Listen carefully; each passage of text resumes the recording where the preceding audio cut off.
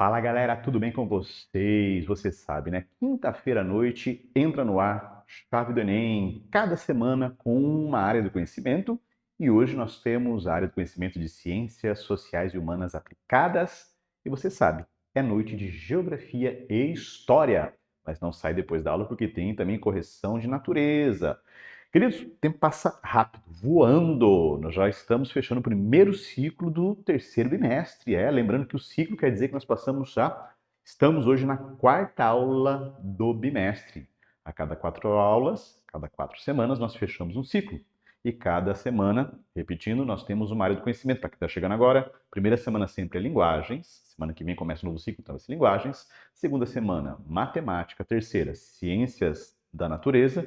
E na quarta semana, fechando o ciclo, Humanas e Sociais Aplicadas. Beleza, então? Tá preparado? Já pegou ali seu balde de pipoca, pegou o seu chá, água, tome bastante água, hein? Não sei como está na sua região, mas o Brasil está passando por um período seco agora, que é normal, né? No finalzinho de agosto, esse período mais seco. Toma água, pega ali a tua apostilinha, porque todas as aulas são baseadas na nossa apostila da CPB. Inclusive, hoje tem aula de geografia, que sou eu que trabalho com vocês, e vocês vão ver, inclusive, que as mensagens, os textos e as imagens são referenciadas na apostila para que você possa ter aqui na Chave do Enem um complemento preparatório para o Enem, para o vestibular, mas também para o seu dia a dia na escola. Afinal de contas, são conteúdos importantes. Nós fazemos a condensação desse conteúdo, aquilo que é essencial, e você pode estudar também para a prova que você tem aí na sua escola. Aliás, eu quero mandar um abraço para todos os professores que acompanham também o Chave do Enem, que usam o material como complemento de aula, porque é para isso que nós estamos aqui. Então, sem mais demoras, vamos para a nossa noite de Ciências Humanas e vamos começar com geografia. Mas espera aí que eu tenho que rodar a vinheta e eu volto para falar um pouquinho sobre geografia com vocês. Então, rodou a vinheta.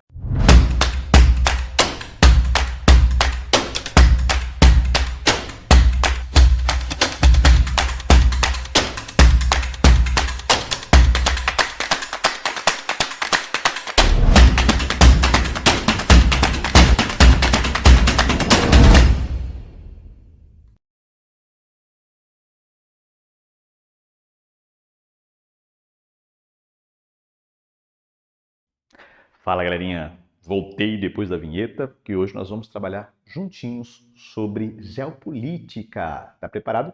Pegou seu material? Senta aí, nós estamos na unidade 1 da apostila do terceiro bimestre. Você já percebeu, deixa eu só trocar aqui a imagem, você já percebeu que esse bimestre é geopolítica pura na veia, né? Primeiro, segundo e terceiro módulo só sobre geopolítica global. O título é Geografia dos Continentes, mas é uma geopolítica sobre isso. Então vem comigo, porque a aula de hoje fala de muitos assuntos que aparecem em vestibular, no Enem e na sua prova. Bom, então vamos começar, né, lembrando que existem alguns conceitos chaves. Esses conceitos chaves não caem geralmente na prova, o que é Estado, o que é nação, governo, país, pelo menos em geografia. Mas são conceitos chaves que vocês precisam dominar para compreender o texto, para compreender a orientação de questão, o texto, né, que conduz a questão. Então, por isso que a gente para um pouquinho para falar desses conceitos. Então, Estado, né, com E maiúsculo, né, é uma instituição. Né? Aliás, são instituições políticas administrativas que organizam espaço, um território, que dentro dele tem uma nação. Tá? Então, ele é permanente, ele tem um governo, o governo é transitório, está lá embaixo. Tá? O governo administra o Estado, faz parte do Estado como instituição. O Estado, então, ele é permanente, ele é jurídico. Como assim constitui juridicamente? Existe uma norma, existem leis. No caso, a Constituição brasileira é a lei maior do Estado brasileiro.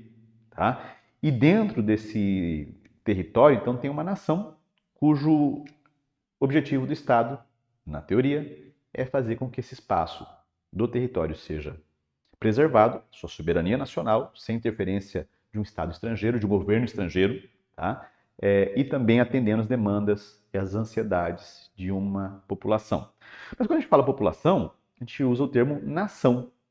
Tá? E nação é o grupo de população que é agrupado, é unido, tem uma cimentação ali através de características étnico-sociais. Cultura, tá? Então, cultura, identidade, senso de pertencimento, no nosso caso, a língua portuguesa, no nosso caso, as tradições históricas do nosso país, baseados, né, na construção da nação brasileira. E nós temos, então, também a possibilidade de existir nação sem Estado e Estado com mais de uma nação. Por exemplo, o povo curdo é uma nação. O povo curdo é uma nação. Só que eles vivem espalhados pela Ásia. Eles nunca conseguiram fixar um território para eles, porque eles reivindicam territórios que já são parte de estados. E tem estado que tem mais de uma nação. Exemplo, a Espanha. Região, tem vários estados dentro da estado da Espanha, outros povos, na verdade, nações. E o que nós falamos é justamente ali, né, no norte da Espanha, divisa com a França, onde nós temos um grupo étnico que, embora faça parte da Espanha, tem uma identidade cultural diferente, que é o povo basco, que tem uma língua própria, não tem raiz latina na língua, mas todos são espanhóis. Então eu tenho um estado que pode ter mais de uma nação dentro. E o país é a representação disso. O país é o conjunto disso. Então, a bandeira do Brasil é a bandeira do país, não do estado, não do governo. Representa a nação. Tá? Por exemplo, o Estado brasileiro usa o brasão. A gente usa o brasão lá do poder que está sendo representado. Poder jurídico, executivo e legislativo. Tá? Aliás, poder judiciário, legislativo e executivo. Só que a bandeira do Brasil representa esse conjunto. Tá? O brasão do Brasil, que a gente quase não usa mais, o selo nacional, que era a esfera com o Cruzeiro do Sul, com as estrelas, também representa o país. Tá?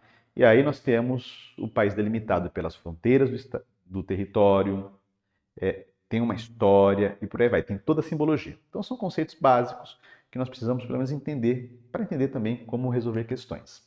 Continuando então, vamos falar de geopolítica do século XX. Lá na apostila, antes disso, fala inclusive do papel da ONU, né? A ONU e os territórios.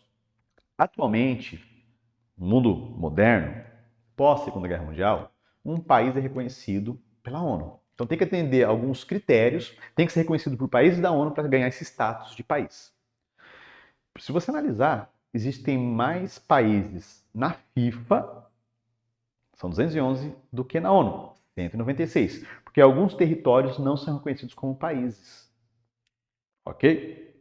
Mas vamos então direto para a geopolítica. Quando a gente fala do século XX, alguns tópicos são importantes de serem revistos, relembrados, refalados, tá? Rememorizados. Primeiro ponto, o século XX é marcado ali pelas grandes guerras mundiais, mas a maior herança nossa, herança porque até hoje nós temos os efeitos disso, é a Guerra Fria.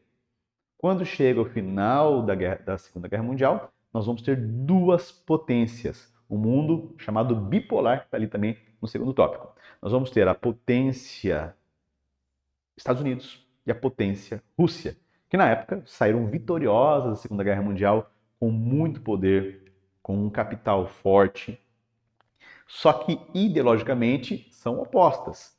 Foram aliadas na guerra, mas ideologicamente opostas. Estados Unidos, o estandarte do capitalismo, mundo ocidental basicamente, e a União Soviética, estandarte do socialismo. Durante esse período, que vai até o começo dos anos 90, cada uma dessas potências tentava ter a hegemonia territorial. O que é isso? Conquistar os países, mas não de uma maneira territorial, no sentido, eu vou tomar esse país, mas a influência. Tanto que nós vamos ver aqui na América uma grande influência americana. O americanismo foi muito forte aqui, financiando a economia, até ditaduras. Os dois financiaram ditaduras, seja a União Soviética e os Estados Unidos, para manter sua hegemonia. Então era uma questão ideológica. Eu preciso manter o capitalismo ou eu preciso manter o socialismo, e quanto maior a influência, maior o poder. Isso levou, inclusive, a chamada corrida espacial, onde eles queriam demonstrar que um sistema era melhor que o outro através do avanço da ciência. E aí teve a corrida espacial, o homem foi para o espaço, primeiro os animais, depois o homem, a invenção do satélite que a gente usa até hoje, né? Então, dá lá. O mundo, ele era dividido entre mundo capitalista e mundo socialista. Até um tempo foi chamado de mundo ocidental e oriental. Existia a chamada cortina de ferro.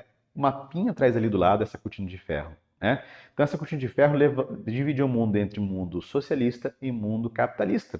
Inclusive essa cortina de ferro ela era visível, né? Mas visível ali no muro de Berlim, que divide a cidade de Berlim a capital mais pobre da Europa, né, que depois se transformou em referência cultural da Europa, dividia inclusive Berlim no meio e tinha esse marco físico entre o mundo socialista oriental e o mundo capitalista ocidental. E nesse momento da história, os países eram classificados em 3 taxonomias. Pessoal, primeiro, segundo, terceiro mundo, não usamos mais hoje. É uma análise pretérita, uma análise lá do passado. Essa terminologia não é mais usada para classificação atual. Eu posso analisar como era o Brasil, posso analisar como era qualquer país do mundo naquele período. Tá? E como que era essa taxonomia? Primeiro mundo, países capitalistas industrializados. Grande líder, Estados Unidos. Tá? Então eram os industrializados. Por que primeiro mundo? Porque os países industrializados têm melhor qualidade de vida, gera mais riqueza. Terceiro mundo, popular. Os países capitalistas, exportadores de commodities, exportadores de matéria-prima, basicamente agroexportadores, somente isso. Lembrando que a agricultura é importante, no Brasil inclusive, né, muito importante, só que só isso como base torna o país subdesenvolvido, porque depende da importação de tudo de outros países no que tange a alimentação, no que tange a produtos industrializados. Então, primeiro e terceiro mundo. Então, países ricos, capitalistas, e os pobres capitalistas. E o segundo mundo era um mundo socialista, capitaneado ali pela União Soviética, que via de regra também eram industrializados. Ok? Bom, o que vai marcar também aqui? A OTAN. Lembrando que a OTAN, Aliança do Tratado do Atlântico Norte, é uma aliança militar entre basicamente os países europeus, Estados Unidos e Canadá, onde as forças armadas, as forças de dissuasão, as forças de defesa militar desse grupo têm uma regência centralizada. Claro, cada país tem o seu exército, sua política, sua doutrina militar, mas a OTAN ela agrega isso. E eles têm um pacto de não violência entre o grupo e também um pacto de reação a qualquer violência a esse grupo. Traduzindo, qualquer um dos países da OTAN que for atacado por um membro, aliás, por um país que não é membro da OTAN, todos vão se unir para defender o país da OTAN, usando inclusive, né, armas compartilhadas, estratégias militares compartilhadas. Surgiu justamente aqui porque lá na União Soviética foi criado o Pacto de Varsóvia, que também era uma aliança de todas as repúblicas soviéticas. Então, cai a União Soviética em 91, o Pacto de Varsóvia deixa de existir, a OTAN permanece até hoje, inclusive é um dos pontos, né, da guerra da Ucrânia. É um dos pontos da guerra da Ucrânia. A Ucrânia querendo entrar para a OTAN e a Rússia, até hoje, sendo anti-OTAN. Pegou aqui a ideia? Vem comigo então, vamos falar um pouquinho século XXI.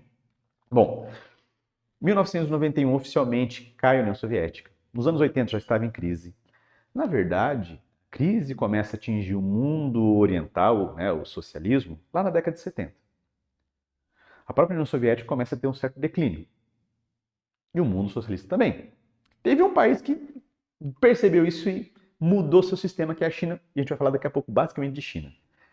Então, na década de 80, nós vamos ter ali, finalzinho, 89, a queda do Muro de Berlim, a unificação da Alemanha, né? Aos poucos os países anexos à União Soviética vão se dissolvendo, vamos ter toda uma questão de guerras e conflitos para recomposição territorial desses países, e o mundo é marcado pelo período áureo da globalização. Agora a abertura econômica ela é global, mesmo porque houve o avanço da telecomunicação, a internet e tudo mais, houve o avanço também em função da industrialização que começou a se dissipar pelo mundo. Então não é mais somente os países desenvolvidos que têm indústria.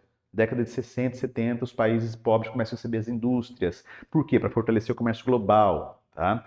E o comércio global, então, ele vai ganhar a configuração que ele tem hoje, embora esteja em discussão. Né? As tarifas alfandegárias, as barreiras comerciais estão voltando, mas a gente vai pegar aqui até antes disso acontecer. Tá? Então o mundo se torna globalizado. Por que multipolar? Primeiro que a União Soviética não existe mais. Os Estados Unidos continua sendo uma potência. Até hoje ele é. Perdeu força, sim, né, em questão geopolítica. Inclusive, os americanos hoje buscam, né, restabelecer esse poder que eles tinham. Só que surgem outros agentes. Exemplo, União Europeia. Na década de 50 começa a ideia da comunidade europeia. Na virada para o século XXI, a União Europeia, já existindo, começa a unificar sua moeda, cria o espaço de livre circulação de mercadorias e pessoas, e a economia europeia cresce, e muito com isso. Só, não, Sempre se lembrar também que lá em 2001, inclusive, foi criado um termo chamado BRIC, Brasil, Rússia, Índia e China, que só 10 anos depois vai ganhar o S de África do Sul. O que é o BRIC? São as novas potências econômicas globais. Os países que na virada do século XX para o século XXI estavam crescendo. E continuam crescendo. Outro ritmo, mas continuam crescendo. Então, os economistas começam a perceber que o Brasil, a Rússia, a Índia e a China, no século XXI, seriam potências de consumo, principalmente de consumo, ok? E vão fazer parte hoje também das discussões globais. Sim, os BRICS têm hoje mais influência. Não é que são grandes potências, mas os BRICS são importantes no comércio global, inclusive entre si. O Brasil mesmo, ele mudou totalmente sua estratégia de acordos bilaterais e multilaterais depois dos BRICS, tornando o Brasil menos dependente dos parceiros tradicionais que nós tínhamos antes. Isso também é uma estratégia, né? Afinal de contas, você não pode depender somente de um pequeno grupo para que a sua economia consiga avançar e se desenvolver. Bom, dentro disso, eu quero destacar então o restante da aula China, que é o que mais cai, e vamos ver alguns aspectos importantes sobre a China. Primeiro ponto, como eu disse para vocês, lá na década de 70, o mundo socialista começa a entrar em colapso. O sistema não funciona. O socialismo começa a corroer. O sistema econômico, né, dentro do socialismo começa a corroer. Percebendo, inclusive, essa dificuldade, percebendo que a economia da China ia também por esse caminho, porque já estava resfriando, já estava passando, né, por essa questão, o que a China faz? A China começa algumas reformas importantes. Uma certa abertura, que a União Soviética tentou aplicar lá na Glasnost, Perestroika, já no finalzinho, não deu tempo. Primeiro, grande reforma, as Zonas Econômicas Especiais, ZES. Costuma cair mais a sigla, então você tem que ficar ligado. O que é isso? O governo chinês, fechado no mundo socialista, começa a abrir as portas para o capital. Algumas províncias, algumas cidades próximas ao mar, onde já tinha uma densidade populacional maior do que o interior, lembrando que a China é gigante, vai agora ter uma categoria burocrática, política, administrativa diferente. Nessas regiões, as empresas internacionais podem entrar. No socialismo isso não é permitido, mas agora é permitido nessas zonas econômicas especiais. Mas por que vão entrar? O que será que iriam fazer lá num país socialista? Bom, agora o mundo é globalizado. O importante é vender o produto, não é uma questão ideológica. Onde for barato produzir, vai se produzir. Essa região já tinha uma abundância de pessoas, ou seja, mão de obra disponível. Se eu tenho muita mão de obra, é barata. Hoje não é mais tão barata essa mão de obra porque ela qualificou, tá? Mas na época era muito mais barata, ainda é abundante. O governo chinês começa a criar incentivos fiscais, então os impostos que vão ser cobrados vão ser competitivos em relação aos países desenvolvidos ou os outros países subdesenvolvidos, e também há uma grande explosão dos investimentos do governo chinês na infraestrutura. Modernização de portos, afinal de contas, a ideia original era exportar. A ideia original era vem indústria, produz e exporta. Mudou um pouco porque a classe média chinesa aumentou. Hoje a classe média chinesa é a maior do mundo. Mas enfim, os portos, usinas hidrelétricas, já precisa ter energia barata e abundante para a indústria se instalar, sistemas de transporte, de comunicação e a formação de obra, mão de obra qualificada. A China hoje é a maior produtora de mentes, principalmente na área industrial e na área de desenvolvimento de novos produtos. E a China vai incorporando. E o que acontece com a China? A China começa a ter, então, um crescimento acentuado. Deixa eu ver daqui a pouquinho. Aqui. Olha só. O crescimento do PIB. Quando a gente olha a década de 70, a China praticamente não existe ali, né? Bem perto do zero, né? Eram poucos bilhões de dólares. Lembrando que aqui 5 mil é 5 trilhões, tá? O que vai acontecer com a economia chinesa? Então, ela vai gradualmente subindo até que no começo, né? Virados dos anos 2000, tem uma ascendência ali, a curva começa a ascender um pouco mais. 2005, decola. Nós vamos ter agora uma China que não é mais só exportadora de produtos baratos. Quem é mais antigo, igual o professor, né, na década de 90, nós comprávamos produtos chineses e falávamos, esse produto da China vai estragar rápido, fácil. Ainda existem, né, esse tipo de produto em qualquer lugar, mas hoje, por exemplo, boa parte que nós consumimos, né, todo equipamento que eu estou usando para gravar para vocês, a gente usa aqui materiais da Apple, né, da Insta. Embora a sede esteja nos Estados Unidos, são produtos fabricados na China, inclusive com engenheiros chineses trabalhando nisso. Então a gente vai ver o PIB da China crescendo bastante em função dessa abertura. E é por isso que quando o socialismo cai, a China consegue se manter em pé. A China consegue se manter ali, né, crescendo e se desenvolvendo. Um outro fator também importante, que a apostila não traz tanto, é que essa população, que era mão de obra abundante e barata, vai se transformar em uma população de classe média. Em economia, meus queridos, classe média é muito importante, porque a classe média é a classe que mais consome. Tem uma massa de pessoas, né? É claro que os bilionários consomem coisas caras, os muito ricos, né? Chamados ultra ricos, consomem, mas é um grupo muito pequeno no mundo. Classe média já é uma classe de renda, usando como renda, uma categoria de classe que tem uma renda suficiente para poder sobreviver, que isso é o básico, e gastar. Gastar é aquela comprinha que você faz, que, né, que você entra lá no aplicativo por impulso, chegou aqui, compra. Né? Hoje a gente compra até por uma rede social ali chinesa, né, que não posso falar o nome, mas faz toque no final. Então, o mercado chinês também se aquece. Isso também acontece, falando de século XXI, nos outros países. O Brasil hoje é o mercado consumidor mais robusto. Hoje a gente tem um poder de compra maior, um poder de crédito. Lembrando que compra e crédito andam juntos. Tá? Tem toda uma crítica sobre isso, mas andam juntos. E a China, então, adotando essa medida, vai se desenvolver. E hoje é uma grande potência. Em se falando de produção industrial, hoje a China é a potência. Em produção intelectual, cresce muito, mas os Estados Unidos ainda se mantém à frente, visto que é um país que durante décadas investiu muito nas universidades e no centro de pesquisa, onde o pensamento valioso é criado. Isso é importante. Só produzir gera riqueza, mas tem um limite. Bom, outro ponto importante, a China agora cresce dentro e começa também a crescer fora. Influência geopolítica. Nós não vimos lá na Guerra Fria os Estados Unidos aumentando sua influência, a União Soviética aumentando a influência. Todos os países, inclusive o Brasil, tenta buscar influência, já que são potências. Então a China, ela se torna, por exemplo, uma grande parceira em parte da África. Lembrando que os países africanos se tornaram independentes ali na década de 50, e quando se tornaram independentes, eles ficaram devendo para os europeus e americanos. A dívida da África era muito grande. Pessoal, era um tipo de financiamento para deixar realmente a África dependente dos europeus e americanos. Os juros eram altos. Então, para pagar isso, basicamente eles vendiam matéria-prima barata, abaixo do preço, para poder compensar. O que a China usou como estratégia? Começou a pagar as dívidas dos países africanos e investir na infraestrutura.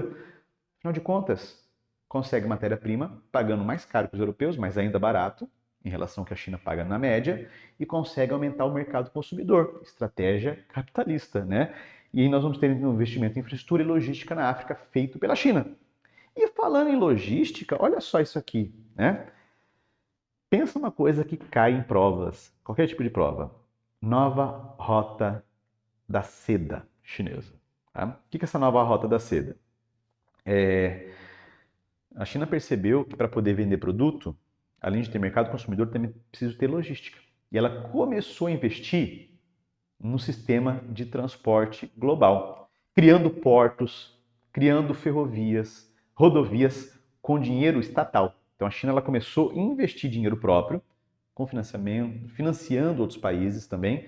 Para quê? Para ligar os principais mercados. Então aqui nós temos aqui o cinturão econômico e a rota marítima. Tá? A ideia é ligar a África e a Europa, parte da Ásia, para poder escoar.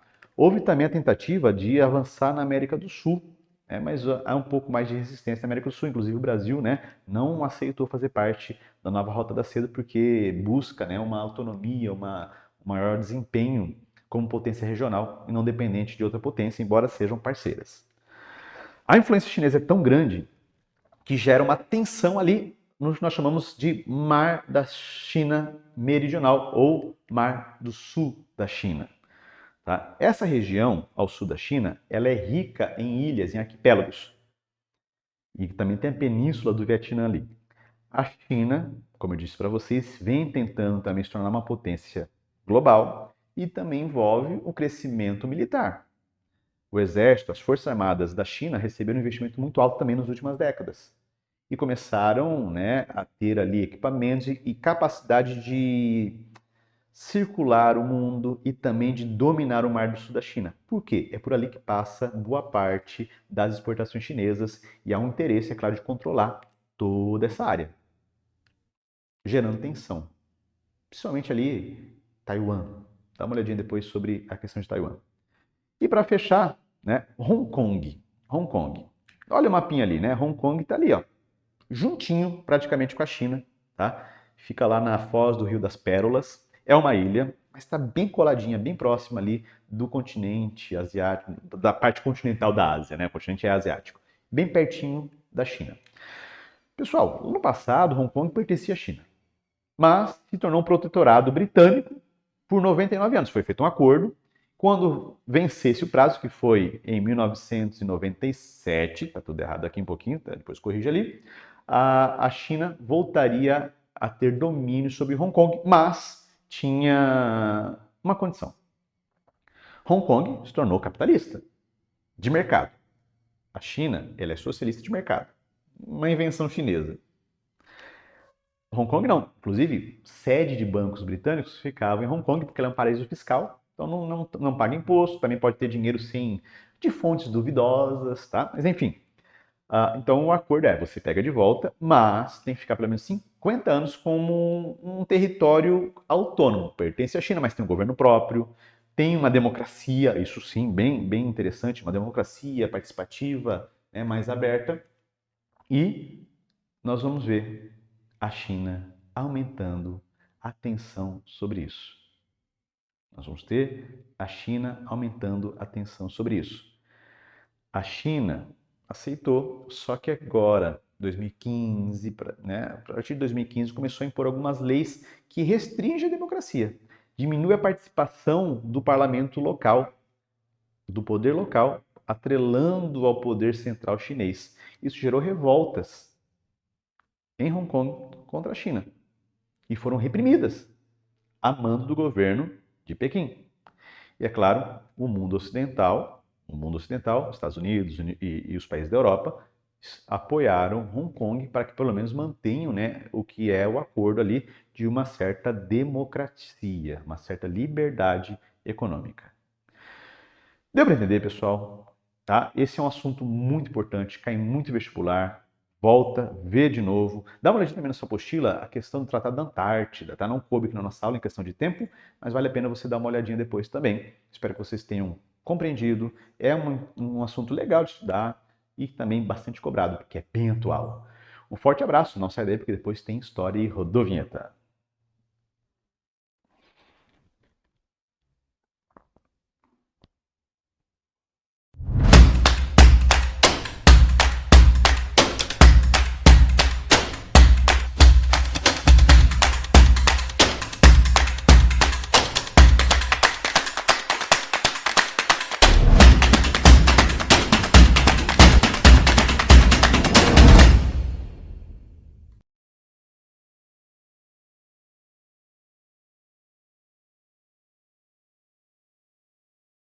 Do Chave do Enem, segundo ano, beleza? Como é que vocês estão?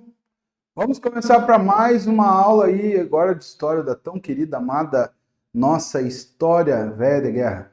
Vamos lá, vamos começar a estudar hoje as ideias sociais políticas do século XIX, o liberalismo e o socialismo científico, também a expansão para o oeste norte-americano, e também a Revolução Industrial. Segunda, lógico, né? A segunda, a primeira já foi. Agora vamos estudar a segunda. Vamos lá? Contexto do século XIX. Contexto do século XIX, gurizada, é um negócio muito importante. Por quê? Nós estamos hoje vivendo o século XXI, né?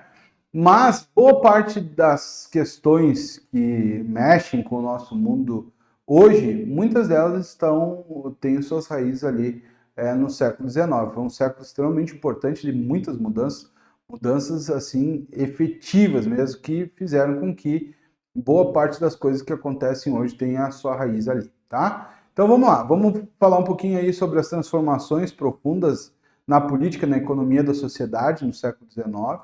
a Revolução Industrial e expansão na Inglaterra, Europa, né? Nós tivemos a Segunda Revolução Industrial, nós vamos ter ali a Inglaterra já tinha passado pela primeira, né? Nós vamos ter os países desenvolvidos da Europa, como França, como Itália, como Alemanha, Bélgica. Nós vamos ter também os Estados Unidos da América e o Japão, né, na Ásia, né, a Segunda Revolução Industrial. A circulação, então, de novas ideias, tanto liberais quanto socialistas e também dentro da perspectiva nacionalista também. E a consolidação, então, dos Estados Unidos como uma potência emergente, tá? Que vai, claro, né, ter o seu protagonismo principal depois da Segunda Guerra Mundial, ali a partir da Primeira para a Segunda Guerra Mundial, né, a partir ali da destruição da Europa com a Primeira Guerra Mundial, mas começa aqui a ter um protagonismo, até mesmo porque ele foi o único país norte-americano, né, a fazer parte da Segunda Revolução Industrial. Vamos lá, então.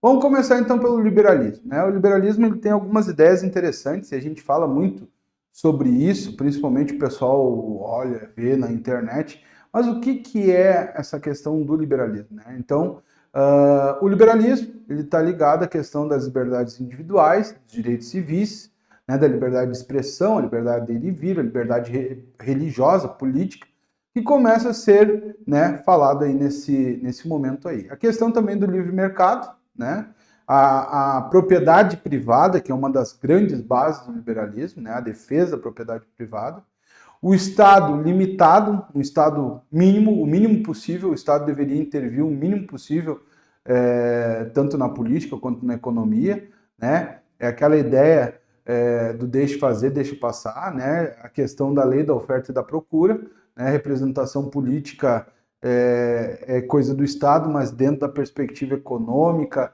ele deveria se limitar um pouco. E nós vamos ter alguns autores importantes, como Adam Smith, Stuart Mill, Davi Ricardo e outros. Então, assim, o liberalismo, gurizada, ele começa a vir com muita força no século XIX, né, muito influenciado por essas ideias do Adam Smith, né, muito influenciado também de certa forma, por nações que eram de cunho protestante também, né? Que tu vai ter uma relação muito forte com o liberalismo. A questão da maçonaria também, ela acaba sendo um ponto importante nesse processo de disseminação dessas ideias liberais, né? Então, o liberalismo está dentro desse contexto aí. Nós vamos ter o socialismo científico, antes do socialismo, junto com o socialismo científico, né? Nós vamos ter o socialismo utópico, né? Do Owen, né, do Saint-Simon, né, que era uma tentativa de tu, de certa forma, subverter a ordem capitalista de dentro para fora, né? De tu fazer, por exemplo, fazendas modelos, fazer indústria modelo, para que as pessoas pudessem ver o que era tratar o trabalhador de uma forma mais igualitária, para que as coisas fossem mudando, né, de dentro para fora. Bom, efetivamente isso não se efetivou, tá? Porque, no final das contas, a questão do custo-benefício, né, alguém tem que pagar por toda essa mudança. E muitas vezes essas empresas que foram pensadas e criadas não conseguiram competir de forma efetiva com as empresas que não levavam em conta essas questões, exploravam o trabalhador e tal. E aí, então, Karl Marx ele vai criar, né, o chamado socialismo científico, que tinha um caminho, né, Então, a primeira coisa é que o trabalhador deveria deixar de ser alienado, que ele pudesse entender, né, o que estava acontecendo à sua volta, depois se organizar em sindicatos, depois fazer a revolução do proletariado. Depois dessa revolução do proletariado, tu passaria por uma ditadura do proletariado, onde tu teria um período para as pessoas se acostumarem com esse mundo mais igualitário, o período socialista, depois até o período comunista, né?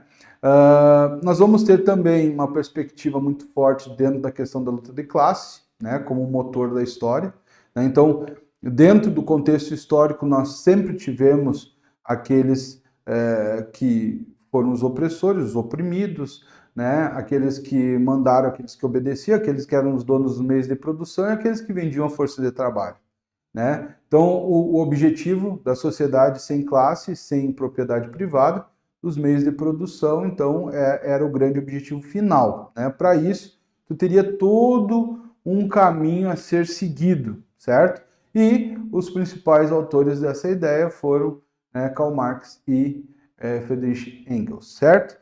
Bom, então, de um lado tu vai ter o liberalismo, né, que vai proporcionar todo esse desenvolvimento, principalmente depois da Revolução Industrial, né, e a partir dessa ideia tu vai começar, né, alguns defendem que sim, outros defendem que não, né, mas tu vai começar a ter um alargamento cada vez maior, né, com a Revolução Industrial, daqueles que eram os donos dos meios de produção e a vida desses donos dos meios de produção para aqueles que vendiam a força de trabalho, né? Dentro desse contexto, isso a gente está falando Europa, certo? Mas nós tivemos um país aqui na América que já conseguiu entrar nesse processo da Revolução Industrial, na segunda Revolução Industrial, né? Que vão ser os Estados Unidos da América, né?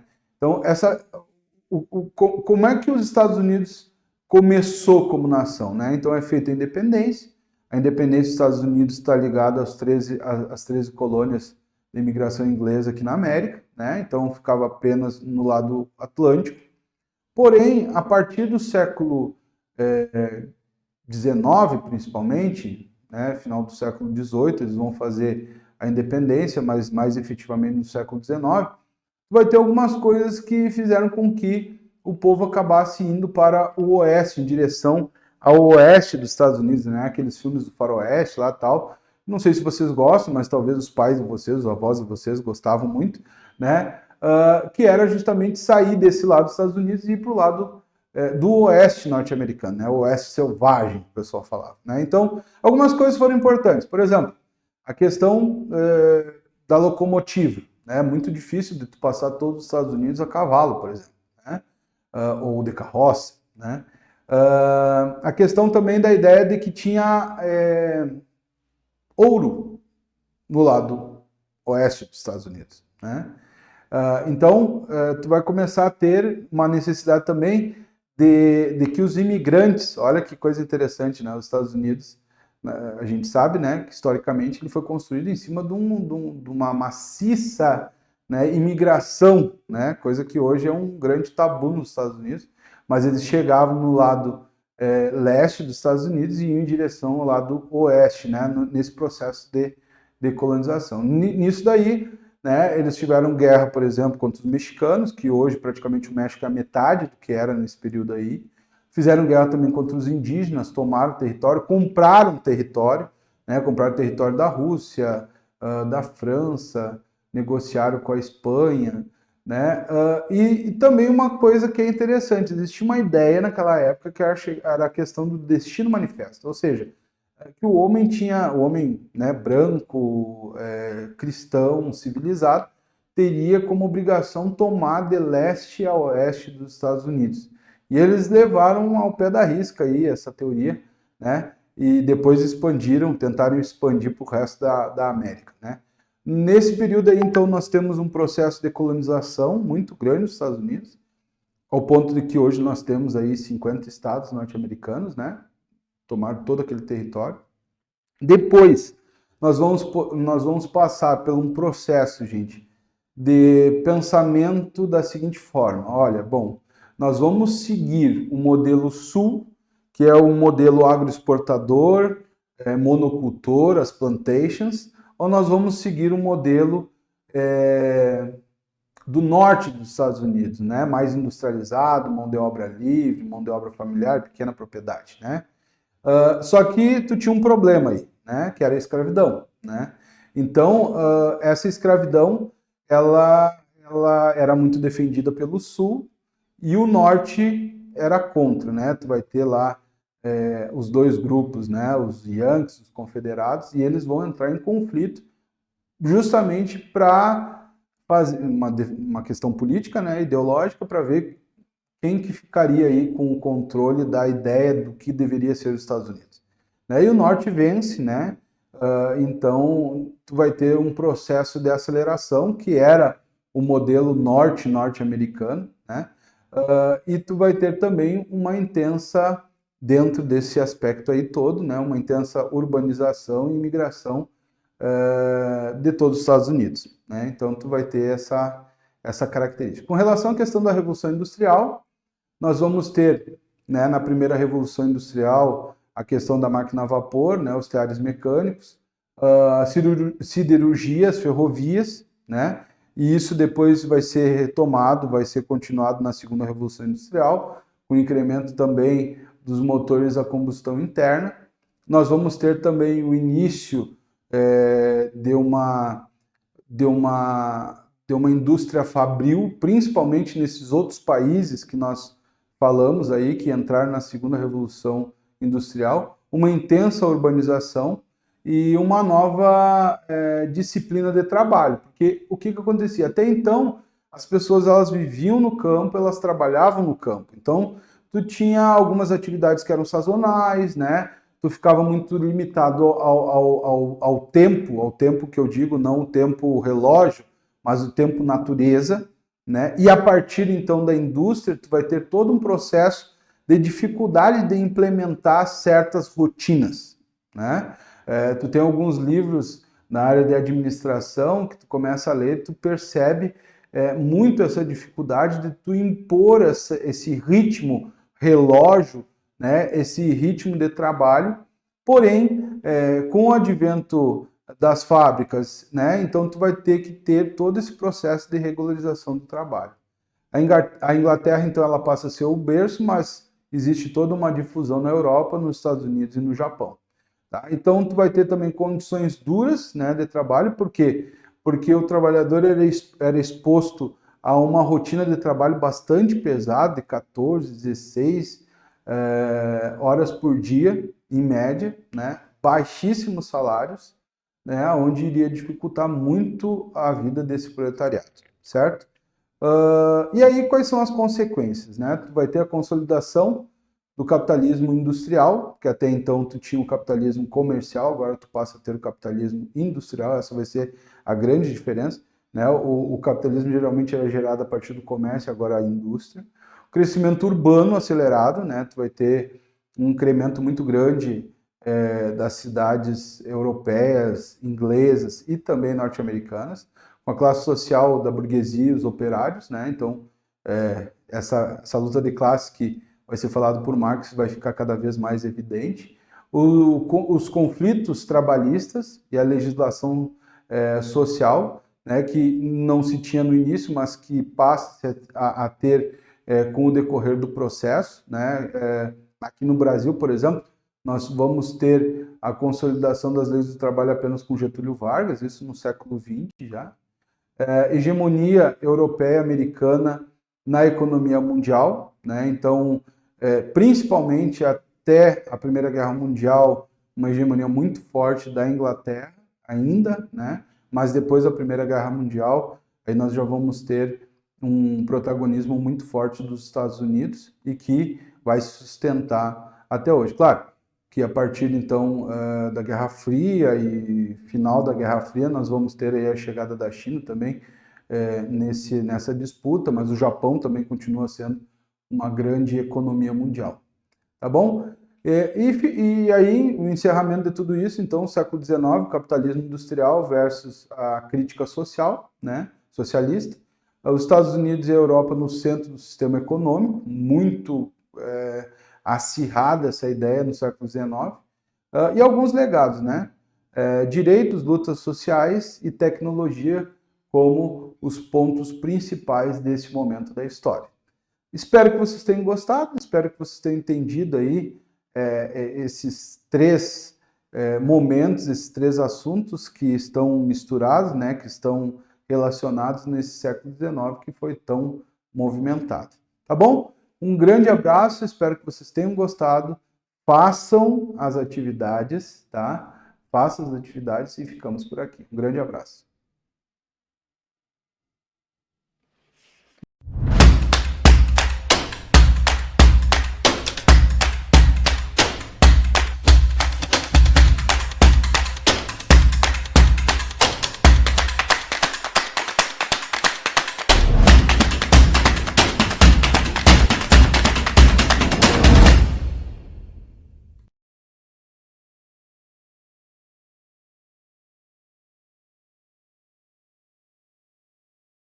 Muito bem, galerinha. Então, fomos de geografia, fomos de história com o professor Yuri. Espero que vocês tenham compreendido. Não compreendeu ainda? Volta ali.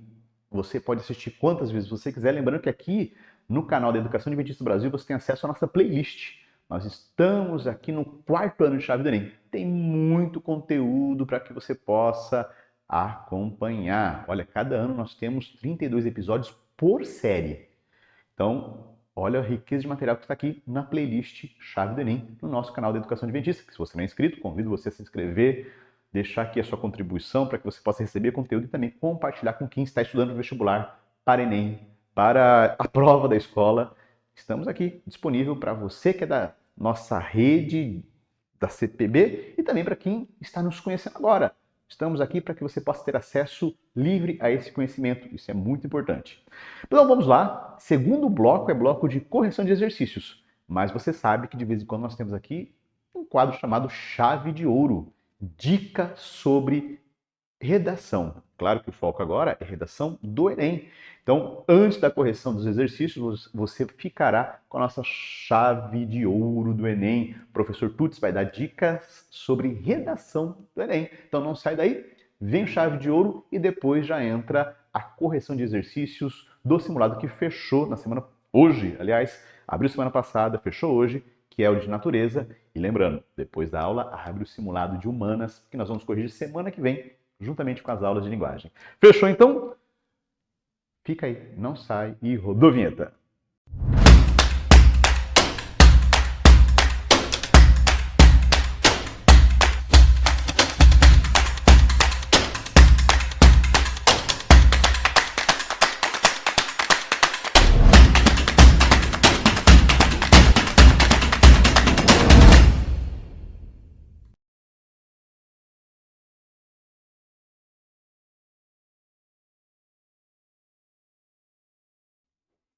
Fala, galerinha aí, mais uma vez Tuts na área contigo, chave de Enem, chave de ouro, todos juntos aqui para a gente tirar 1000 na redação. Vamos juntos? Então, na aula passada sobre o quê?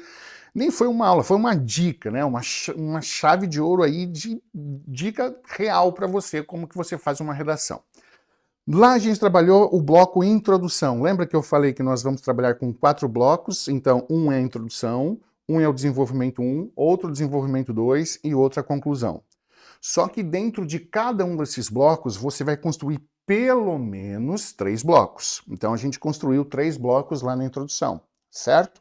Hoje, o que nós fazemos então com os argumentos que eu levantei lá naquele bloco? Então vamos lá? Aqui, deixa eu só arrumar aqui. Vamos lá. Ok. Canetinha funcionando. Então aqui eu tenho o bloco do argumento 1. Faz aí comigo aí, bem rapidinho. Ok.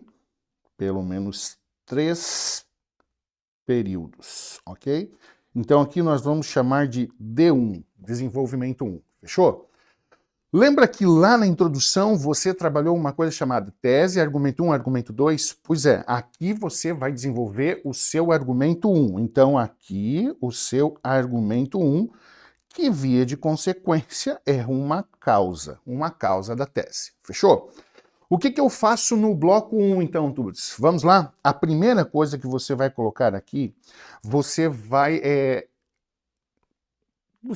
dar uma explicação da sua causa. Como assim explicar? Você vai apresentar o seu argumento. Então vamos lá, ó. Apresentar o argumento 1. Você não pode repetir o teu argumento, porque lá você só disse o que você vai trabalhar. Então se o seu argumento 1 é assim, lembra que eu dei o argumento, ó? Eu não gostei da aula do Tuts, por quê? Porque ele não domina o conteúdo. Você não pode apresentar o argumento aqui e falar assim, o Tuts não domina o conteúdo. Você fala que o demonstrar da minha aula, né, deixou claro de que eu não domino o conteúdo e o Enem é necessário que você tenha, então, assim, um vislumbre muito claro das coisas. Você vai apresentar isso para mim. Você não pode só repetir, tá? O que eu faço no bloco 2? O bloco 2 é quando você vai agora provar o teu argumento, entendeu? Eu preciso provar. Imagina que eu tô lá num júri e eu digo assim, ó, o meu cliente é inocente. Bicho, eu preciso provar que ele é inocente, entendeu? É isso que nós fazemos aqui. Contextualização é feita lá na introdução. Aqui não é contextualização. Aqui é o meu argumento sendo provado. Então aqui eu vou trazer aqui um intertexto, ok? Intertexto. Esse intertexto ele pode ser lei, ele pode ser literatura, ok? Esse intertexto ele pode ser arte como um todo, vamos utilizar cinema, filme, série, ok? Ele pode ser filosofia, ele pode ser sociologia, ele pode ser história, ok? E qualquer outra base do conhecimento que exista, biologia, física, química, geografia. Imagine todos os componentes curriculares que você tem. Aqui é o momento de você utilizá-los, ok? Beleza. O que eu faço no terceiro bloco? No terceiro bloco, no terceiro período, o que eu faço? Eu faço fechamento. Fechamento. Ok? Beleza? Agora tem uma coisa. A parte do Enem mais importante, ela fica nesse bloco aqui, ó. Que eu tô riscando aqui. Risca aí e coloca assim, ó. Top. Essa parte aqui é a parte mais importante do texto. Por quê? Porque quando você deu o seu argumento, aqui você vai provar o seu argumento. Então não adianta só jogar no intertexto. Você vai colocar o intertexto, imagine que o intertexto seja assim, ó. Você vai pegar aquele clichêzaço que mais é utilizado no Enem, que de acordo com fulano de tal, a educação é a arma mais poderosa para mudar o mundo. Nossa, esse é o clichê do Enem, hein? Colocou o ponto? Não, não posso fazer isso. Você vai colocar o seu intertexto, você vai colocar... Opa, fiz uma coisinha aqui. Uhum. Então imagina lá, ok? Imagina que está lá nesse bloco. Então você colocou o seu intertexto, tá? Ó, intertexto. Quando você colocou o seu intertexto, você vai colocar uma vírgula, você vai colocar ou seja, e você vai relacionar esse intertexto, tá? Com o seu argumento 1. Como assim? Então você vai pegar lá, segundo fulano de tal, a educação é a arma mais poderosa para mudar o mundo. Ou seja, sem um efetivo conhecimento do Enem e da educação base, a qual o professor Tuts não me proporcionou, eu não conseguirei dar entrada no sonho que é a universidade, ok? Então você argumentou com base naquele fundamento. Obviamente no Enem tu não vai utilizar a primeira pessoa, pelo amor de Deus. Primeira pessoa, jamais, ok? Jamais. Você não utiliza a primeira pessoa, fechou? E o que eu faço nesse terceiro bloco, então, que eu falei, né? Primeiro bloco nós falamos ali que é você apresenta. Segundo bloco, você coloca o intertexto e faz a relação. E no terceiro bloco, você fecha, você faz o fechamento. Como que eu posso fazer um fechamento bem rápido? Você pode fazer assim, ó. Enquanto persistir uma inércia na educação, ou enquanto o professor Tuts não melhorar o seu aproveitamento em relação à turma, você faz isso. O que acontece? Isso. Então você faz essa ideia, ó, enquanto isso não acontecer, isso perdura, ok? Faz essa relação de causa e consequência. Percebeu que as caixas estão completamente soltas? Vamos ganhar ponto no critério 4. Aqui você vai começar assim, ó, sob, ok? Deixa eu só ligar aqui. Ok, vai. Então olha aqui, ó, a gente está sem nenhum conectivo. Você vai colocar, ó, sob esse viés, vírgula, apresenta o seu argumento. Pontuou, você vai colocar assim, ó, destarte, isso, tá? É um bom conectivo para esse lugar aqui, ó, ok? E o que que eu faço no final, depois que eu pontuei, coloquei meu intertexto, coloquei o ou seja, vírgula, argumentei, relacionei, pontuei. O que que eu faço aqui? Você vai colocar o dessa forma. E com isso você está garantindo o teu critério 4. Fechou? Vamos fazer aqui um vislumbre, então, o que que a gente fez no argumento 1. Nós criamos 3 blocos, pelo menos, sendo o primeiro bloco, nós começamos com sob esse viés, apresento o meu argumento. Fechou? Pontuei. Agora eu coloco destart, coloco o meu intertexto da seguinte forma: destart, segundo fulano de tal, conforme é observado na história, segundo a Revolução Industrial, ok? Beleza, colocou vírgula, ou seja, aí você faz aquela argumentação ali que eu falei contigo, beleza? Pontuou dessa forma, enquanto isso, mais isso, enquanto isso, isso. Você faz essa relação aí de causa e consequência, e aí você tem uma baita de uma redação. Fechou? Acho que é uma dica chave de ouro aí para você. Valeu, a gente se vê.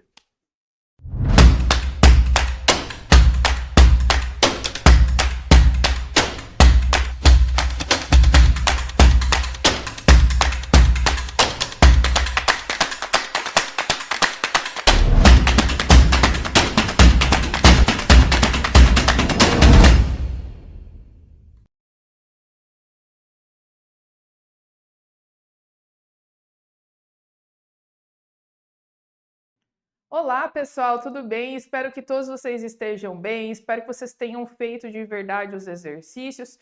E agora chegou o momento de nós relembrarmos um pouquinho da aula da semana passada e conferirmos as respostas corretas. Vamos lá? Primeiro exercício é o seguinte, ó. São características biológicas exclusivas do filo Porífera, exceto... Bom, a resposta é a letra E. Lembra que os poríferos são chamados de parazoários porque eles não têm tecidos verdadeiros, não têm um sistema nervoso formado, né?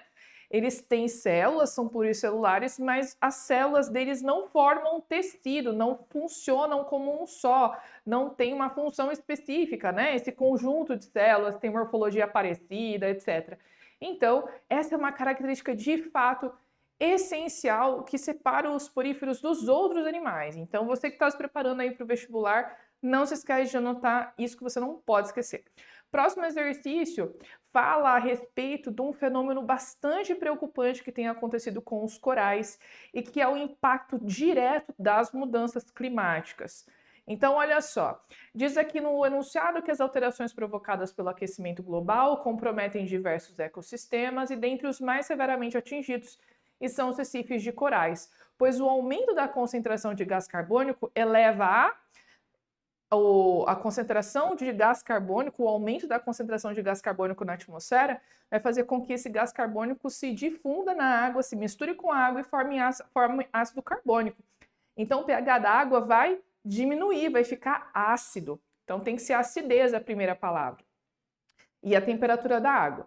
Isso ocasiona a morte das algas, as algas que são associadas aos corais e que fazem de fato com que os corais tenham aquelas cores lindas, né, e chamativas que a gente costuma ver nos corais.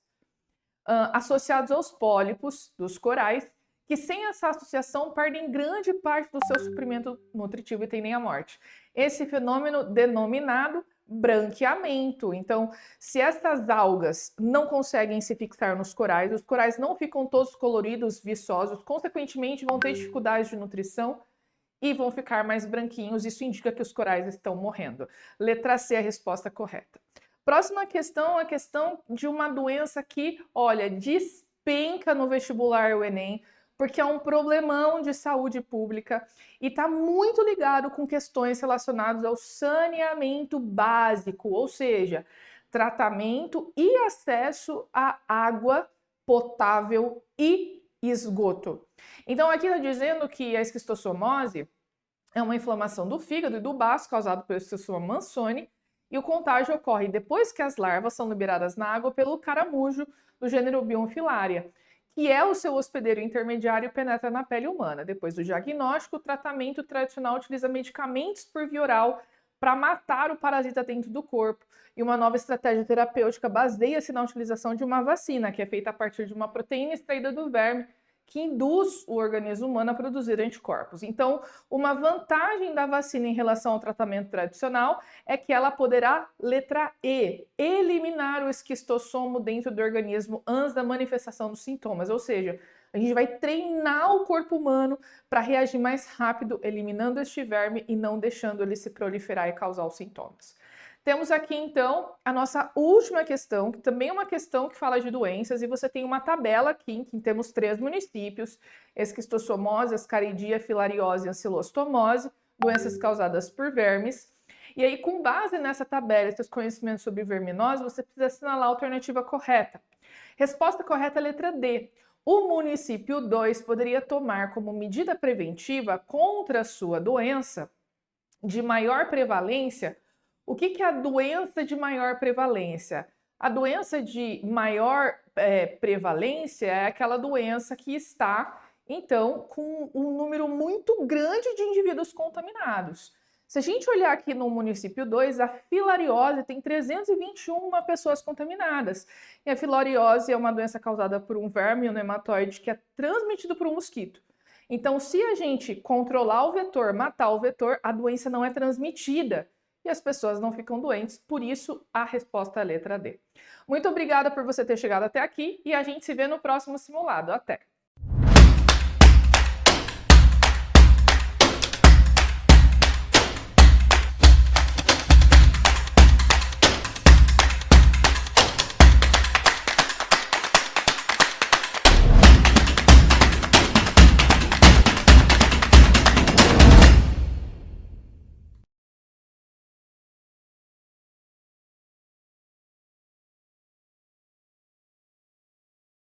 Você já fez o seu simulado e agora juntos nós vamos fazer a correção dessas questões. Hoje nós vamos fazer a correção sobre espelhos planos. Vamos lá? Primeira questão é uma questão que diz o seguinte: durante a crise do Covid-19, muitas famílias se encontraram com dificuldade orçamentária. A família de Darcy foi uma delas. Ele está reformando um dos quartos e gostaria de instalar um espelho plano em uma parede perpendicular ao chão com a possibilidade de conseguir observar todo o seu corpo. Ele quer enxergar, então, todo o seu corpo, da cabeça aos pés.